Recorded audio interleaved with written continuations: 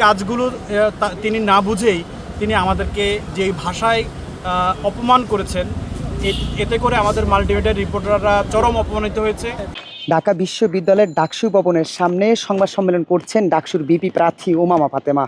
তবে এর আগে তিনি মাল্টিমিডিয়া রিপোর্টারদেরকে হেয় প্রতিপন্ন করে সামাজিক যোগাযোগ মাধ্যমে পোস্ট করেন, যার ফলে দেখছেন মাল্টিমিডিয়া রিপোর্টাররা তার এই সংবাদ সম্মেলন বয়কট করেছেন। প্রতিবাদ হিসেবে আমরা তার এই সংবাদ সম্মেলন বয়কট করলাম। কি বলেছে তার যে দাবি ছিল যে অপসাংবাদিকতা, এবং সে নিজে ডেকে নিয়ে গিয়ে একজনকে ভিডিও করার পরে সে যখন একটি মন্তব্য করেছিল, সেই মন্তব্যটি যখন তার অনুকূলে ছিল না, তার বিপক্ষে গিয়েছে এবং তার নির্বাচনে যে আমেজ ছিল সেটিকে ক্ষুণ্ণ করেছে যখন তার মনে হচ্ছে, তখন সে এই সাংবাদিকদের হেয় প্রতিপন্ন করে কথা বলেছে। আমরা গতকাল মোজো যে জার্নালিস্টের যে অ্যাসোসিয়েশন আছে সেখান থেকে একটি বিবৃতি দেওয়া হয়েছে যে আমরা পরবর্তীতে ওমামার কোনো প্রোগ্রাম আর কভার করব না। সেই মোজো জার্নালিস্টের অ্যাসোসিয়েশনের কথা মতো আমরা আজকে বয়কট করলাম। বয়কট করার মূল কারণ আগে আমরা বলতে চাই, উমামা ফাতেমা গণঅভ্যুত্থানের একজন নেত্রী।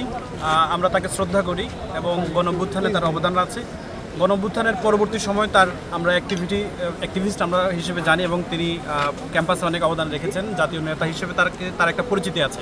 এক্সট্রিম মশার কয়েল প্ল্যান্ট ফাইবার দিয়ে তৈরি, ডেঙ্গু চিকুনগুনিয়া বাহি সহ যে কোনো মশার বিরুদ্ধে দেয় এক্সট্রিম সুরক্ষা।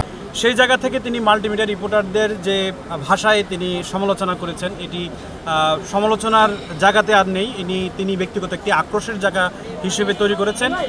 মাল্টিমিডিয়া জার্নালিস্টদের কারণে ডাকসু নির্বাচনের পরিবেশ নষ্ট হচ্ছে, এই ধরনের যে মন্তব্য, এবং তার পিচ মাল্টিমিডিয়া রিপোর্টাররা ঘুরে এই যে মন্তব্যটা, এই মন্তব্যটা কারণে আমাদের যারা মাল্টিমিডিয়া রিপোর্টাররা আমরা কাজ করি, সকাল থেকে রাত পর্যন্ত আমরা যে কাজ করি এবং সত্য প্রকাশের যে আমরা প্রতিশ্রুতিবদ্ধ এবং সঠিক নিউজটা আমরা যে তুলে ধরছি, কোনো ধরনের ফিল্টারিং ছাড়া সঠিক নিউজটা আমরা দিচ্ছি, কোনো মেকানিজম ছাড়া প্রত্যেকটা নিউজের আদ্যবান্ত আমরা তুলে নিয়ে আসছি, এই কাজগুলো তিনি না বুঝেই তিনি আমাদেরকে যেই ভাষায় অপমান করেছেন, এতে করে আমাদের মাল্টিমিডিয়া রিপোর্টাররা চরম অপমানিত হয়েছে। তার এই কথায় আমরা আসলেই মর্মাহত, ক্ষুব্ধ, আহত হয়েছি এবং আমরা চাই তিনি যে কথাটা বলেছেন এই কথাটা তিনি প্রত্যাহার করবেন।